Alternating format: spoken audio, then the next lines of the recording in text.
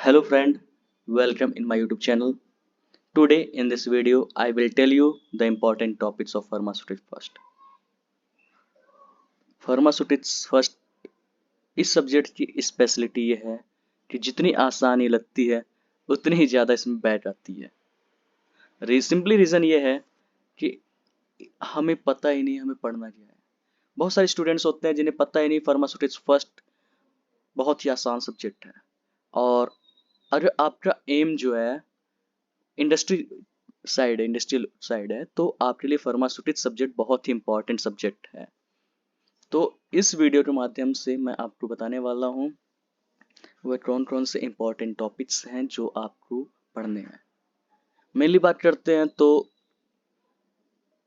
इसमें 5 यूनिट्स होती हैं, मतलब इस सब्जेक्ट के अंदर 5 यूनिट होती हैं। हर यूनिट में 3 से 4 मेन टॉपिक्स होते हैं, जैसा सारे सब्जेक्ट्स में होते हैं। तो इसमें भी 3 और मेन टॉपिक्स हैं। तो हम बात करते हैं यूनिट फर्स्ट। यूनिट फर्स्ट जो होता है उस बहुत इंपॉर्टेंट यूनिट है इस सब्जेक्ट। इसके अंदर कम से कम 25 नंबर के पेपर आते हैं, 25 नंबर क्वेश्चन आते हैं 75 में। मीन्स 1/3 पार्ट यूनिट फर्स्ट से आता है आपका।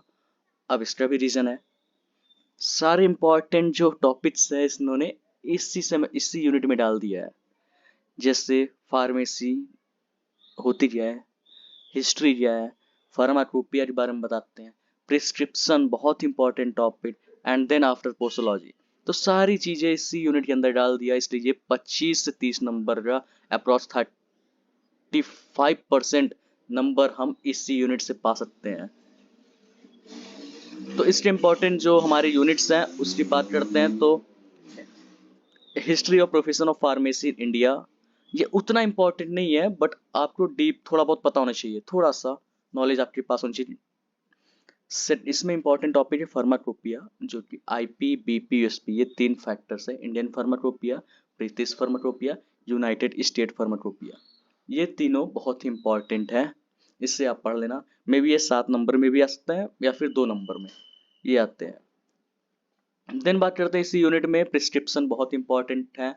प्रिस्क्रिप्शन की definition, part of prescription, handling of prescription and errors in prescription. ये 100% 10 नंबर का सवाल है जो आता है, ये हर साल आता है।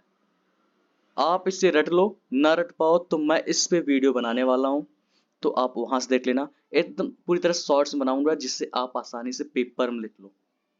जो इंपॉर्टेंट चीजें हैं वो मैं इसके अंदर डाल दूंगा। देन आफ्टर बात करते हैं पोसोलॉजी। पोसोलॉजी बहुत इंपॉर्टेंट है। इसमें अक्सर जो हमारे क्वेश्चंस आते हैं मेनली आते हैं, define the posology and which factors affecting them, मतलब वो सारे फैक्टर्स जो अफेक्ट करते हैं पोसोलॉजी को उनके बारे में बताना है। ये भी 7 नंबर में या 10 नंबर में आ सकते हैं, मतलब प्रिस्क्रिप्शन पोसोलॉजी में से 10 नंबर 7 नंबर फिट से आना ही है। देन बात करते हैं पेडियाट्रिक डोज कैलकुलेशन, इसमें यन फार्मूला ये आ सकते हैं, 2 नंबर में आते हैं, ज़्यादा टफ तो नहीं है पर 2 नंबर में आ जाते हैं। देन बात करते हैं हम यूनिट सेकंड। यूनिट सेकंड जो है हमारा, इसमें हमारे कुछ पाउडर्स की डेफिनेशंस, मेनली डेफिनेशन आपको पढ़ना है यहाँ पे कि पाउडर जो होता है उसकी डेफिनेशन क्या है, एडवांटेज डिसएडवांटेज आपको पता होने चाहिए।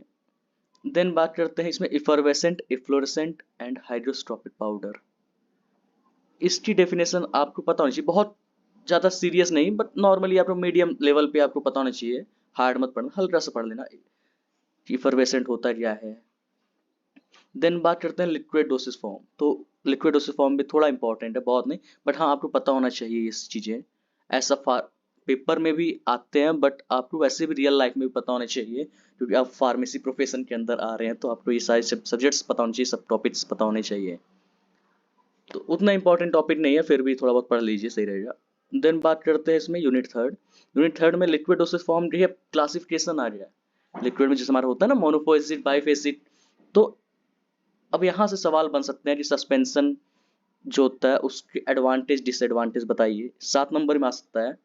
And define the flocculated and deflocculated suspension, मतलब सस्पेंशन तो आएगा, उसके साथ साथ में फ्लॉकुलेटेड एंड डिफ्लॉकुलेटेड सस्पेंशन के बारे में आप उन्हें डिफाइन करो, या फिर इनमें दोनों में डिफरेंस बताओ। ये चीजें आती है पेपर में, अक्सर देखा गया है। देन बात करते हैं इमल्सन। इमल्सन में भी इसमें आता है हमारा types of emulsion, define the emulsion and types of emulsion, ये 2 नंबर में भी आ जाता है और 7 नंबर में भी आ सकता है। तो इस पे थोड़ा सा ध्यान देना। सस्पेंशन इमल्सन वीडियोस में आने वाले समय में बनाऊंगा, आने वाले वीडियोस में इनके बारे में डिटेल में बताऊंगा, ऐसा कोई इशू नहीं है। और जो हमारा नेसल ड्रॉप है, एनेमास है, सिरप है, इन सब के बारे में 2-2 नंबर में आ सकते हैं। तो हल्का सा आपको आइडिया होना चाहिए। देन बात करते हैं हम यूनिट 4। यूनिट 4 का सबसे इंपॉर्टेंट टॉपिक सुपोजिटरीज। सुपोजिटरीज से आपका 10 नंबर में 100% आना ही है। इसकी खासियत क्या है, इसमें सुपोजिटरीज में पूछा जाएगा आपसे advantage, disadvantage, definition and types. कभी कभी आपसे डिस्प्लेसमेंट वैल्यू पूछ लेती है या मेथड ऑफ प्रिपरेशन पूछ लेगा। तो सुपोजिटरीज तो आप बहुत अच्छे से पढ़ के ही जाना पेपर में। आपका 10 नंबर या 7 नंबर 100% फिक्स है, इसमें आता ही है।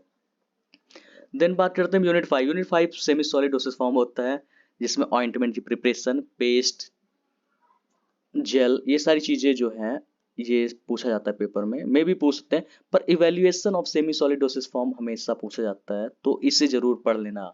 सेमी सॉलिड डोसेज फॉर्म का इवेल्युएशन। अगर आपको किसी भी सब्जेक्ट में दिक्कत हो रही है या आपको ऐसा महसूस हो रहा है कि ये चीज़ें हमें पता नहीं, हम समझ नहीं पा रहे हैं, तो ज़रूर मुझे कमेंट करके बताइए। मैं इससे रिलेटेड इंपॉर्टेंट टॉपिक्स या फिर इंपॉर्टेंट वीडियोस बनाऊंगा, उस टॉपिक से रिलेटेड वीडियोस बनाऊंगा जो कि आपके पेपर में आसानी रहेगी आपके लिए। So thanks.